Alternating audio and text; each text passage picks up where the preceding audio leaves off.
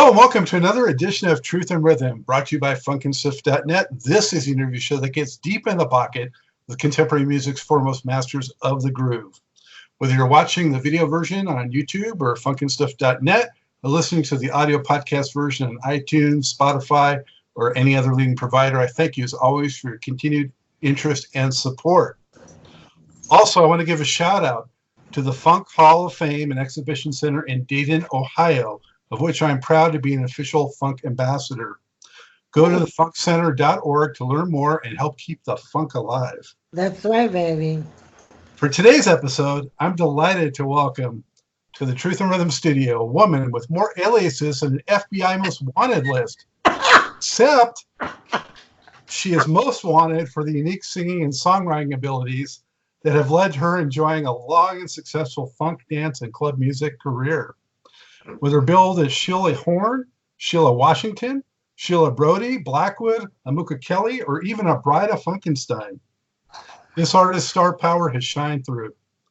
Having gotten her start with George Clinton, she would go on to work with just about every funk act under the Funk Mob's umbrella, as well as Steve Washington's led Aurra and Civil Attack, before shifting gears to become an international dance music sensation. She's continuing to release new music and recently recorded with Public Enemy and has a memoirs book in the works.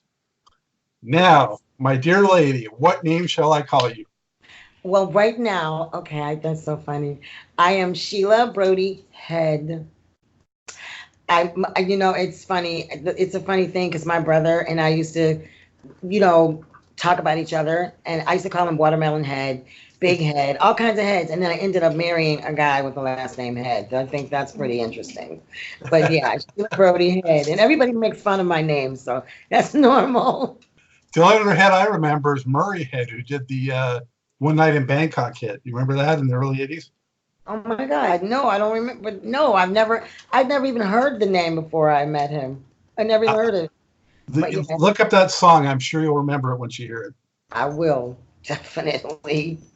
But I'm ahead now. Hey, thank you for joining the show. It's great to have you, Sheila. Thank you for having me. Thank you. And where are you coming to us from today? I am in Detroit, Michigan. I'm on a street called Scotton in lovely, wonderful Detroit. And I'm at my cousin's, and we're just having a great time over here cooking great dishes because she's an amazing cook, by the way. Nice. Yes. And I'm loving Detroit, man. It's just wonderful. Wonderful. Yeah, we'll talk about music meccas, especially for soul and funk. Man, Detroit. Oh, man. I was just down in the studio with Nick Speed. We're working on a project, and we just put something together. And I didn't realize, oh, that's little baby boy. That's Junior. I didn't realize that we were in a studio called Penn Studios. It's Penn. Oh, they're going to kill me. It's in the Penobscot building, and it's where Mojo and WJLB used to be in that particular, right there on that floor. I didn't know that, and I recorded in that studio, and it's very magical in there. It really is. No, it really is. So much history. I've never been, but I hope to one day. You've never been where? Detroit. Are you serious? And you're a funk master? Oh, no. Yeah. Well, I tell you what, now would be the best time to come. It is fascinating. There's a day, I lived in New York, I lived in LA, I've lived, in Florida, but there's something really magical about Detroit. I cannot even explain it to you, but it is beautiful. I mean, you go through the winters and you're so excited about the summer because you went through that winter, unless you're a snowbird, of course. But otherwise, you're just like, oh, it just has a different meaning than when you're in an area that's always warm or just one climate. It's different. And the people are different. Yeah. We were just talking about it quite a bit on the show because I just had Steve Boyd on. Oh, that's interesting. We're going to go skip right by that one, aren't we? We're going to do that. I'm not going to say a word. Okay. Well, hey, let's talk about growing up, how you first got into music. Were you in a musical household? What was life like as a kid and as a teen for Sheila? I was in groups. I was in a group. I remember I was in a group when I and I would go to Grosse Pointe to rehearse. I would actually stay in Grosse Pointe at the band's house for the week. Like, and they would go back to school, and then I would go home on the weekends because I was a kid. I was like 14, and I was in this band called Holden Caulfield. You know, Catcher in the Rye. It was a rock band. Right. And then I had a group called, I was in Damali. I was in a bunch of groups. And then I started doing these, people encouraged me to enter the talent shows. So then I started winning the talent shows. And I'm like, hey, this is kind of cool. You know, this is kind of cool. And I just started from there. And then George Clinton, I met a guy named E-Man, which you might know him. He worked with Snoop. He worked with a lot of people when he went to California. But he was Bootsy's tech man. So I met him in Detroit. I was a kid, and he was like, hey, you want to come down to the studio? But I was already singing, so I had things already recorded. And I said, sure. He invited me down. I went down, and Lynn Mabry was sitting on the steps at United Sound. There's an area where it's between Studio A, and there's a stairway right outside there. And we're sitting there, and she says, hey, you got any music? And I put it on. And then George descends the stairway. Oh, boy. He was all clad in red leather from head to toe. He had like 6, 7-inch boots. And it was 90 degrees outside, okay? So I'm like, whoa. And I see him walk down the stairs very slowly.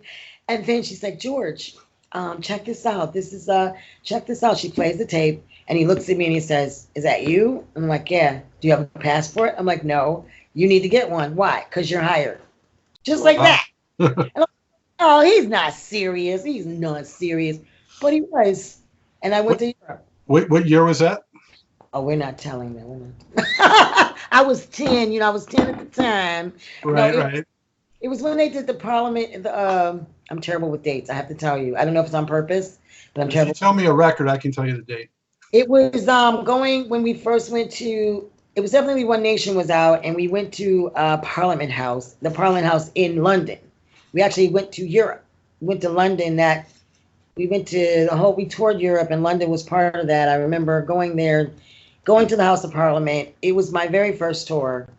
I can't remember the album, but I know One Nation was out. It might have been it might have been One Nation. So either late 78 or 79. Well, yeah, like, you know, let's say 80s. No. Yes. Like you said, you were 10. I was 10. So who were some of your singing idols or heroes, though, up to that point? Oh my God. Okay, I'm a rocker. I love Led Zeppelin. That's why when we did Everybody Takes My Cowboy, George made me scream so much. I was like, oh my goodness. Because I was like, George, what's wrong with that take? And he was like, nope, gonna do it again. So I'm a rock and roller. I definitely like Led Zeppelin's like one of my favorite bands of all times. I really like, I love Tina Turner.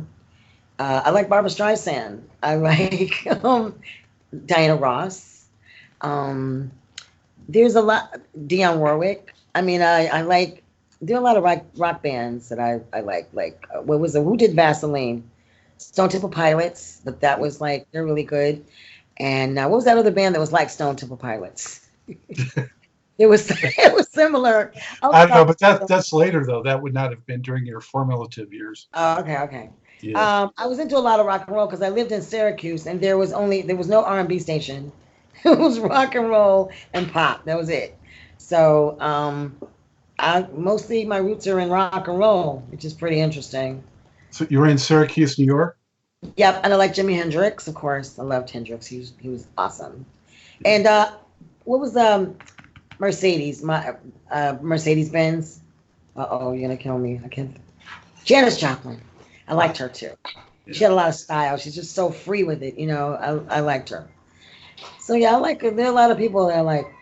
How familiar were you with P-Funk before you got? Never even heard of them. I've never heard the record. I've never heard of them. I walked in there, so I wasn't starstruck because I didn't know who they were. I had no clue. Not a clue. And we did Atomic Dog, and I've been every song after that, except like I guess later on, but all the hits after Atomic Dog, like Knee Deep, Summer Swing, all those. Yes, I was in all those. You first went out on the tour backing up Parliament or Parlet or the Bride? No, we were hired as bridesmaids, and it's pretty interesting. Like, I'm going to tell this story in the book. So I remember when we were, I was so excited and I was so happy. And we were doing an in-store interview and we were signing our autographs. We were signing autographs. So I was signing the brides. I got in trouble. I don't know if I should say which one said it. I probably shouldn't, because that wouldn't be. Should I tell who did it? Okay. They were like, why are you signing the brides? You're not a bride. You're a bridesmaid. You sign bridesmaid. Don't you sign bride? So it's just weird that I ended up becoming lead singer of Never Buy Text from a Cowboy album. It's just karma. Because I had no intention. I had no idea. I wasn't trying. But one of the other girls were 3 bridesmaids, and one of the other girls had already decided that when one of them, either Kim or I'm not Kim, either Dawn or Lynn left, she wanted that spot. So she kind of tried to set me and the other girl, Satori, Jeanette Magruder, tried to set us up all the time. Like one time, we're like, oh, we're gonna go shopping. There's no rehearsal. She said, oh no, there is no rehearsal, and she knew. So when they asked where are the girls, oh, they said they didn't want to do rehearsal. They went shopping. So she would do stuff like that, like trying to get us in trouble. But she ended up leaving before us. And I spoke to Ronald Brembry. I can verify this. That's, you know who that is, Ronald Brembry? He's Bootsy's right-hand guy. He was like his manager for many, many years. Oh. He told me that George came to him and said, when Lynn left, he said, I'm going to make it a 3-girl act. I'm going to bring them up to the front, and I'm going to make them brides. So George, to me, I mean, he christened me and Jeanette as brides. He made us brides. So we were brides. And Lynn left because she had a baby, right? No, not right away. She was dating Junie Morrison.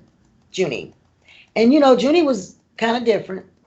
I'm just saying, he was a little different. Eccentric genius, right? Whoa. I mean, for real.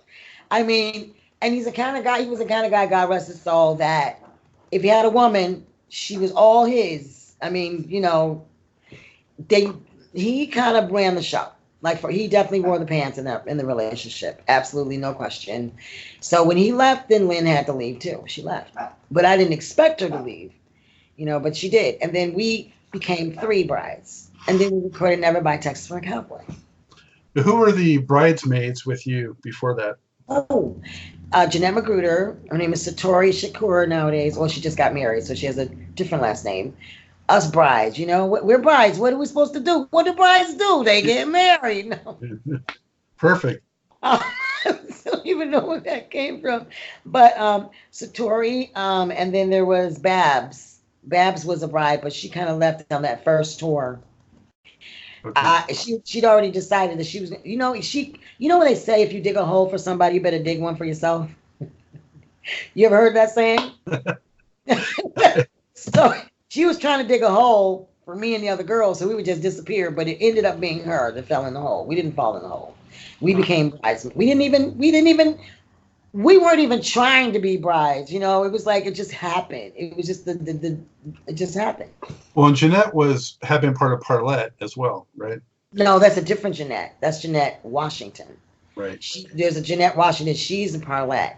And there was Malia, and there were like several Parlettes. They were the Evans girls, Gwen and her sister. Oh God, I'm gonna be so bad. You better take that part. But I got the records here, so. Yeah, Gwen Dozier and her sister. They both were Parlette. And then there was Shirley Hayden, of course, and then there was Malia and Jeanette Washington, who was, I don't know if she still is, working with Dawn right now. Right. So, yeah, they recently did something together. You're right. Yep. So, do you remember what the first song you performed with the Funk Mob was before you were a bride? Oh, I know we did Underwater thing. You remember the Funking Underwater thing? That was a big deal. Because I remember we had costumes made for that. When we were supposed to be underwater. Because I was a motor booty lady. Did you know that? No, tell it. You didn't know I was a motor booty lady? Okay, there was a chick. There were these chicks. We had to put on these costumes, like this padding. Well, I remember the show, yeah. Oh, my God. Do you remember girls walking around in tight, like, what is it? Like, whatever it is. And It was an orange one and a pink one, and we looked like, I don't know, alien chicks, because we had like all this padding on. We put spandex over it. Then we had these electric boobies and butts, and then we had these weird little. It was weird, but we were Motor Booty Ladies were pretty famous. I think people kind of liked us. Yeah. I actually did not get to see that tour in person, but I've seen video, and what an amazing, crazy show! I mean, with the bird and the octopus, yeah, all that, yeah. It was really fun. It really was. But I don't know if we ever really looked like we were really fucking underwater. There was supposed to be some laser thing that happened, but it didn't really happen. It didn't. But people just were like, okay, use your imagination. We're really fucking underwater here. Okay, don't we look like we're underwater? So that's kind of. I was a little upset with George for a minute because the Giggles and Squirm outfits were extremely sexy, okay, and ours were not. I'm like, George, why would you do that? Why did you give them the angry? He said, that's rock and roll, baby. That was always his answer. That's rock and roll, baby. That was it. Anything you came in with an issue, George, why blah, blah, blah. That's rock and roll, baby. That was it. That was the answer. Pretty good answer, right? Pretty good answer. Yeah. What were your, like, aside from that, what were your early impressions of George? He was definitely a rock star. Absolutely bona fide, very smart, very smart. He gave me a copy of the book Animal Farm. Animal Farm, yeah, Animal George Farm. Orwell, yeah. Yeah, it's a pretty cool book. I mean, he always gave me like really cool books, like intellectual books. He was always reading, you know. And I noticed that whenever he would do an interview, he would always be like perfect. He never screwed his words up or stumbled. It was always very articulate, very eloquent, very just perfect. And I'm like, wow, look at that. That was impressive. And he read a lot. He used to read a lot. And he used to draw a lot, but he was colorblind. So he didn't know how wild the colors were looking. And then there's a period where he actually labeled the markers. But before the markers were labeled, that's a pre-colorblind period, which was pretty interesting. Wait, you're saying George is colorblind? He is. Absolutely. I never heard that. Yeah, he is. When his paintings, when he was first doing his artwork, it was all done. He didn't realize he was colorblind. But that's how he found out. And then they started marking the colors for him so we could see what color they were actually written on the markers. So it's two different, but it is two different types of paintings, like two different ones. So all those super colorful Pedro Bell drawings he didn't see in color? Oh, nope. Not like we saw it. Wow. I love Pedro Bell. That's so funny because Pedro, oh my God, when I moved to California, he and Stozo, which I love them very much, they called me up and they warned me. They're like, you better, let me tell you about LA. And he tell me the story about some chick. He was in a diner and she runs in and it's wet and she's wearing flip-flops in the rain. And, you know, he's like, what are you doing? She says, oh, I tried to make it here, but it's so crazy. And they made me do this. And da-da. It was this horrible story. Like, really, like, be careful, Sheila. It's not what it appears to be. And you know what? They were right. Sorry. What? LA was unbelievable. Oh, my God. What period did you live up there? I lived there 5 years ago. I lived in the most haunted house in LA. And look, Reseda. Actually, you can look it up. It's called Haunted Stories or something. Ghost Adventures. Ghost Adventures. It's called the Evil Reseda House. I'm not joking. I lived there. And the area where I was staying, which is not interesting, I had garlic. I love garlic. So I had garlic all over the place. And every time they would get somebody to cleanse the house, they would always say, we don't feel anything in this area. So everybody thinks that garlic doesn't work, but I think it does. Because when you look at that episode, it's pretty frightening. I can't believe I actually lived there. Well, I did. I lived in Reseda as like a 2-year-old. Oh my God, you lived in Reseda. I love it. And then I found out it was a very big Indian burial ground. Properties were all over the place, so they didn't know. And that house had a lot of things, but I'm so glad I survived. It was interesting. I had girls stealing from me and selling my things to Buffalo Exchange. That was interesting. There's enough issues in LA without having to worry about ghosts. I'll tell you that. That's what I'm saying. Oh yeah, there she is. They look like my ex. So, tell me about the experience of creating and recording this. It was awesome. It was like a dream come true. I was like, wow, this is really happening. And then Ron Dunbar, he was the producer, and he really made me feel good about my voice. He really liked my voice. He believed in me and encouraged me to sing all these parts that I didn't really want to do. And he was like, come on, Sheila, you got to do this part. So I kind of ended up being the lead singer of the entire album, which I didn't plan that. But I am taking credit. Yes, I am. Well, you know what? I mean, 79 was another great year for the whole funk mob. But a lot of people think that out of all the records that came out in 79, including Uncle Jam and Glory Hell is Stupid, that this one was the best P-Funk album of 79. I must agree. And we are it's the Rolling Stones top coolest albums of all time. We're number 23. Did you know that? That's fantastic. You didn't know, did you? See? I had heard that. I wasn't sure of the ranking, but I heard that it was it was up there. I was excited. I mean, it's a really good album. I mean, we were we're excited. We were hungry. We were like, yeah, we're going to get this. And I was able to do my rock thing. Like, he let me scream all over Nevermind, Texas. And then I would do my Diana Ross thing. And, the little cute, what is it? Didn't mean to fall in love. Like that song.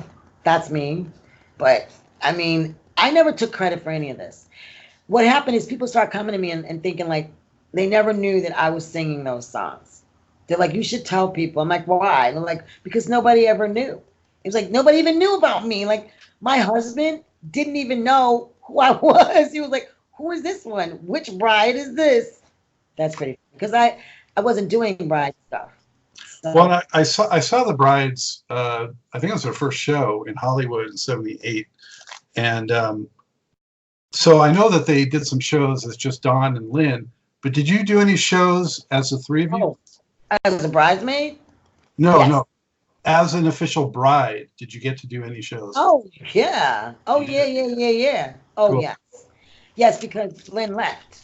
So then we became three. And that's how we ended up doing that album. Right. I just wasn't sure if you got on stage. Oh, yeah. Oh, yeah. We performed on stage. My husband, that's what he's saying. He was looking for footage of me on stage as a bride, and he couldn't find it. We did a show at Bookie's.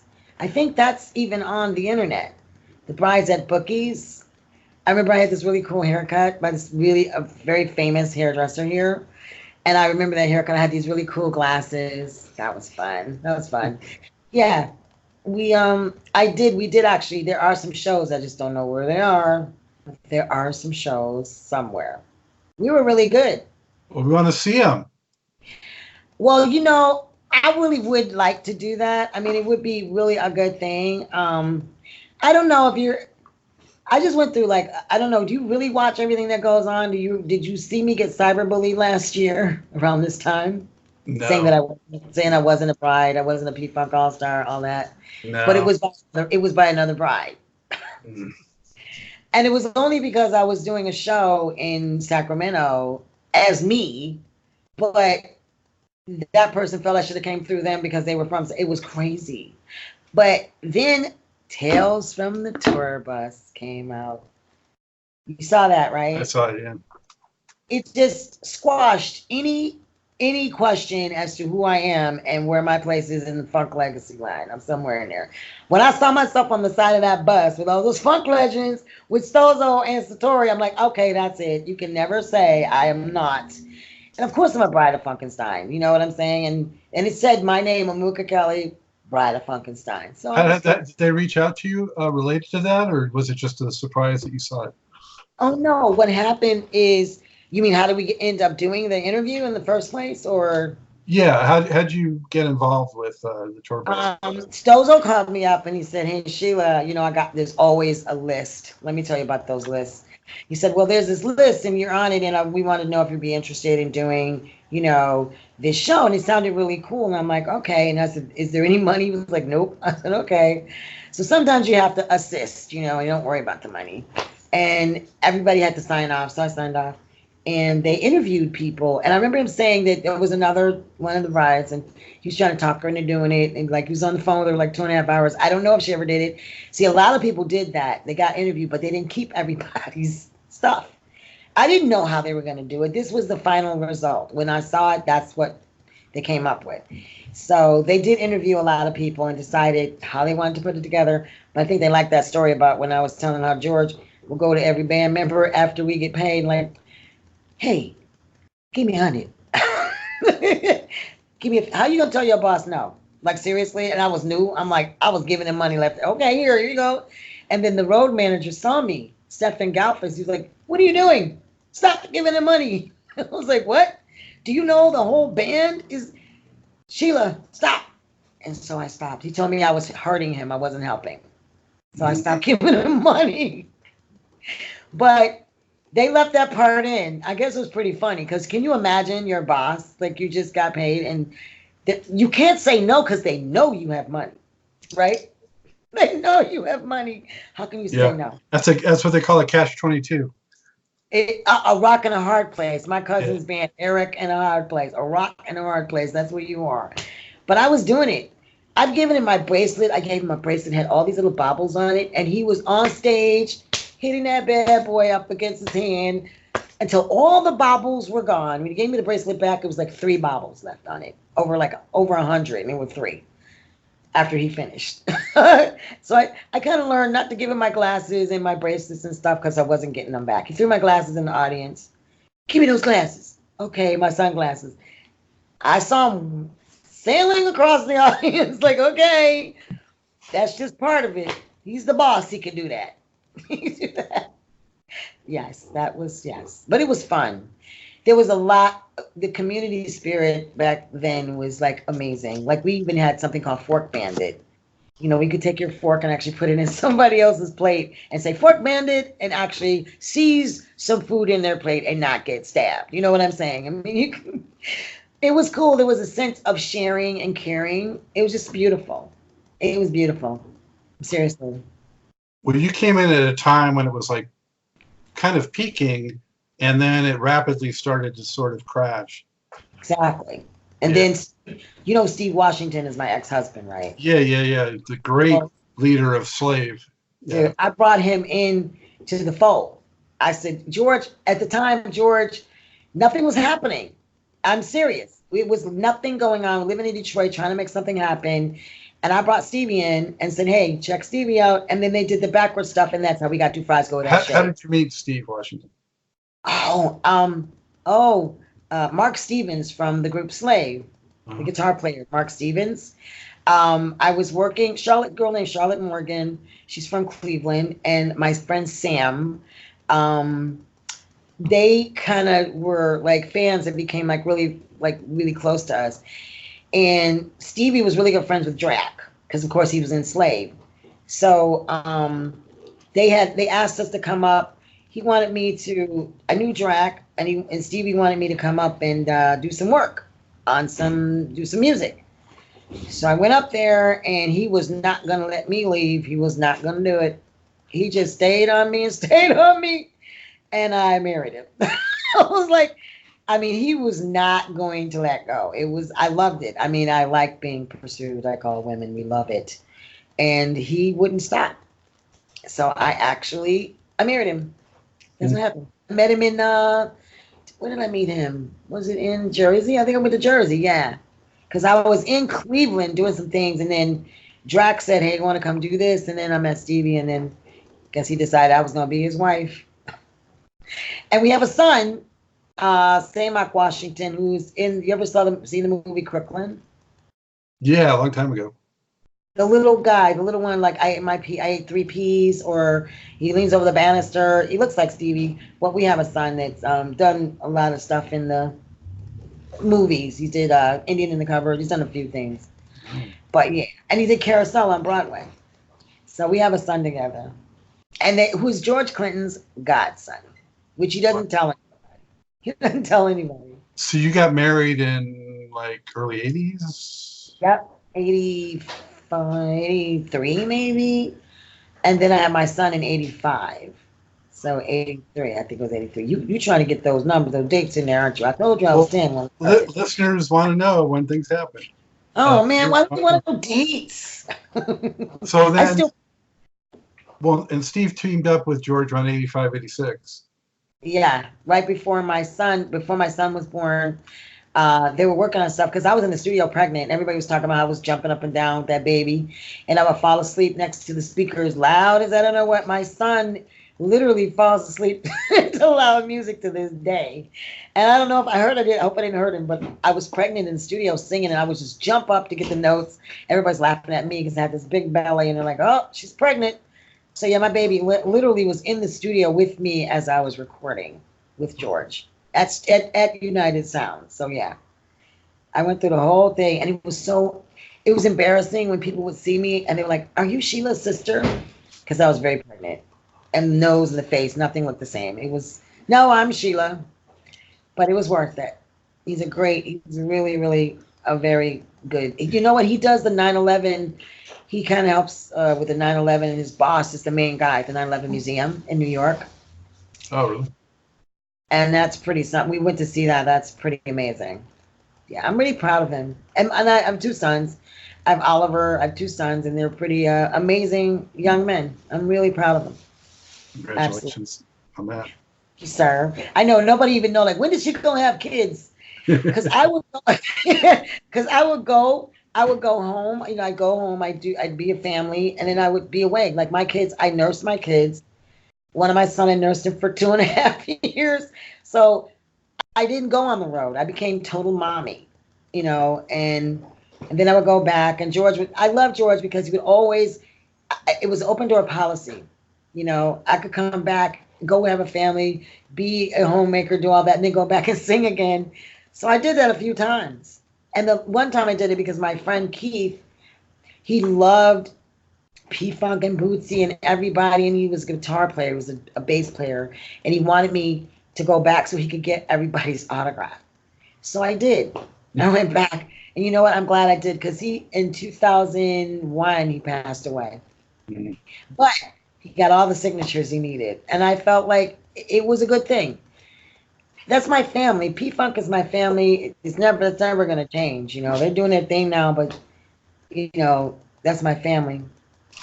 How many of those late 70s, early 80s P-Funk records before George did his solo thing did you participate in, would you say? Everything after Atomic Dog, like everything, like Summer Swim, Knee Deep, all the hits after, like, even maybe even before Atomic Dog. Glory Hollow Stupid, I'm on all of that. The big freak, was that? She's a big freak of the week, where she gets off, like, that's me. Yeah. That part right there. He's like, scream that right there, Sheila. I'm like, what? Yeah. I love being in the studio with them. It's very, very cool. How different was it recording with Steve versus George? Well, Steve was like my husband, and it was like we always had a studio right there. That was the most beautiful time in terms of being creative, because we made some pretty cool stuff, like that Slave or a Crew. That singles were like, I think the Are You Single one, these guys were at my mom's house. They were telling her like they're worth $200 a single, a piece. I'm like, really? I don't have any. But we did a lot of really cool music together. There's some, we did something, we called it a new Aurra project with family groove music. And it's like the Lost Tapes. And it's really good. You don't have that, do you? I'm aware of it. I've seen it. It came out like 2015, I think. Yes, it's really good. I remember coming across and I was like, what is this? I'm gonna have to figure out how to get you a copy, because it's really good. It's very I can't even describe it. We created some really good music. I mean, one of them was released. One of them did really well in the UK. It was #1, and I don't know. I'm like, you're supposed to be pushing it over there. If that's, I definitely believe in having control of. The Steve Washington sound was so identifiable with that bass style and Yes, keyboard yeah. style, and even the vocal arrangements. and I had Kurt Jones on the show. He Oh, was, really? yeah, it was fun having him on. So, but were you on the Are You Single and Make Up Your Mind and that stuff No, but I later? loved those songs. I remember being in California and riding down Sunset with the top down, blasting "Make Up Your Mind" because it's so good. I mean, it's still good. And "Are You Single"? Are those songs they're so good? Mhm. I think I don't know. I'm thinking about touring with him or doing something. I don't know because Steve and I are very much in contact. We have a son, so he's stuck with me for life. I don't care. We're good friends. I keep up with him, and we have a son together. So. Yeah, we communicate through Facebook. I've wanted to have him on, but he's just not felt up to it. So, Oh, I yeah. love that. I still, he's really, I love that he believed in me enough to give me a chance to be a producer. I produced him, that album, Like a Shot. I produced his vocals. Are you familiar with that album? No. She did Like a Shot album. It's so good. I produced that. So he let me produce, and I wrote all the lyrics to all those projects we did together. And the melody. I wrote all that myself, and he did the music. And he believed in me, and it gave me, it was like adrenaline. It was like fuel. Like, oh, he believes in me. I'm gonna do this, and I'm gonna do it right. So people still love that stuff. It's gonna come back out again. When he got with George for R&B Skeletons in the Closet, I think it was. Yes. He did most of this, or a heck of a lot of stuff on that record, right? Yeah, he did. He did all the music. I mean, we did do Fries Go With That Shake, and George, after I laid down like we did all the backgrounds, most of them, and I think I did like maybe 2 verses. Then he took the record to California and let Vanessa Williams do a verse on it. Okay, and then I was told that she was told to sound like me. My girlfriend called me from out there, said, Sheila, da da da. And he said, sound like her. And she got a deal from that situation, but it was me. Yeah, she ended up having her own big hit record about a year later.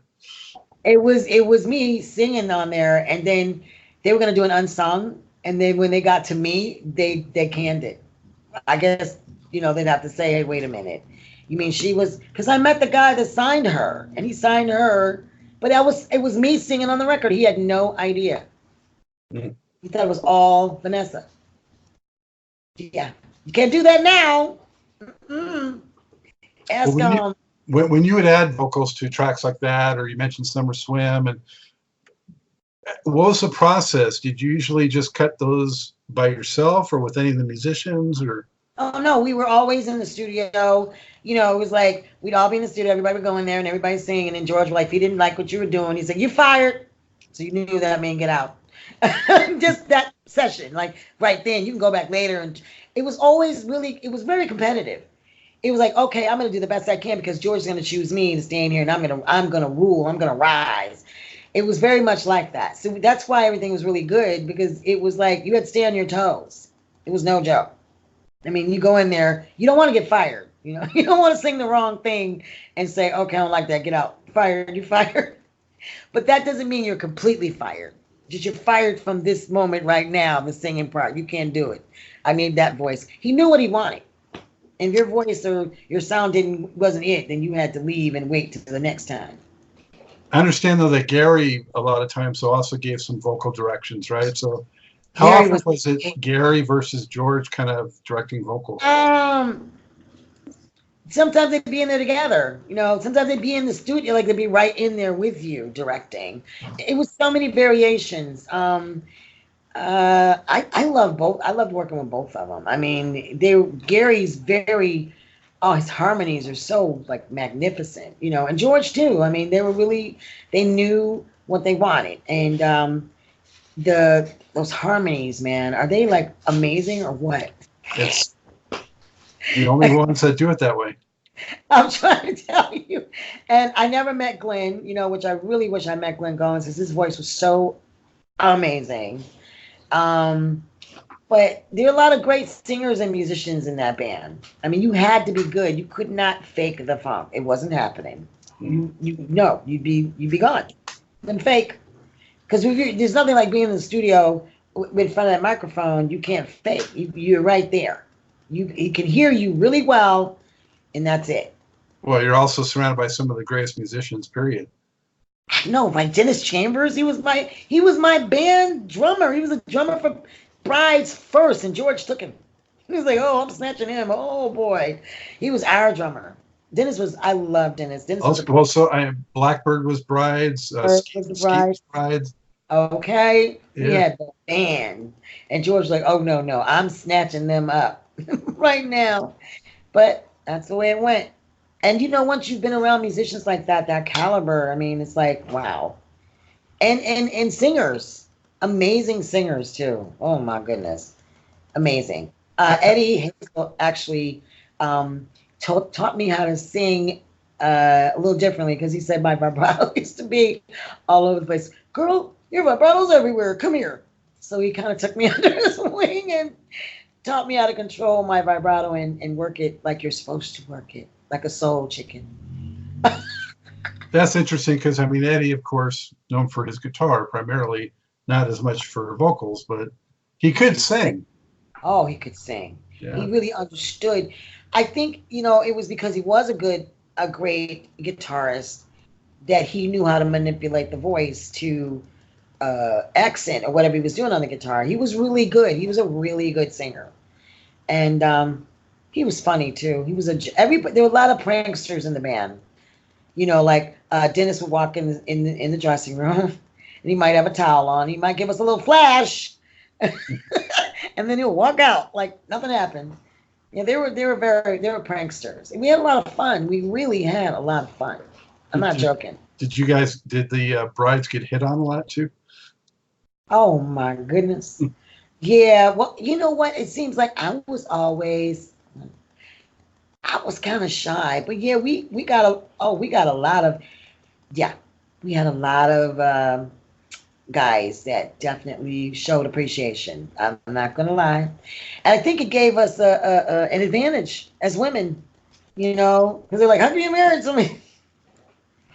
My field is a lot different probably than a lot of girls. I don't know if you're in this game, you are around a lot of men. I mean, hello, George. I was on the tour with 30 guys at one point, but you're always around a lot of guys. Absolutely. There's no shortage. But a male shortage where? What was your impressions of Bernie? Oh, I love Bernie. Bernie was so funny. Okay, he would always stick his teeth out. When he had false teeth, he would be talking. He would just stick them out like you, and he just crack up. And he loved Bloody Marys, and he would make them really, really hot. He put a lot of Tabasco sauce in them, and he was a character. He was a genius. He was definitely a character. They all were funny. I mean, they all had a crazy, amazing, uncanny sense of humor. I think you will develop that if you're in this game. You better, if you want to make it. I mean, if you want to last in it. Well, yeah. I mean, P-Funk never took itself too seriously. So, I mean, that's part of the whole thing. And that's funny that everybody else did, though. A lot of people are taking us seriously, which I was serious. I was like. Musically, yeah. Yeah. But you're like, life is a party. You know what I mean? Like Stozo, I remember one day I called Stozo. I'm like, Stozo, why are we here? Like, why do we go through these changes? Why do we do this every day? What is the point? He was like, Sheila, we are here to have as much fun as possible, as long as possible, period. I said, okay, I can handle that. That works. Live life easy. This is something that I really believe in.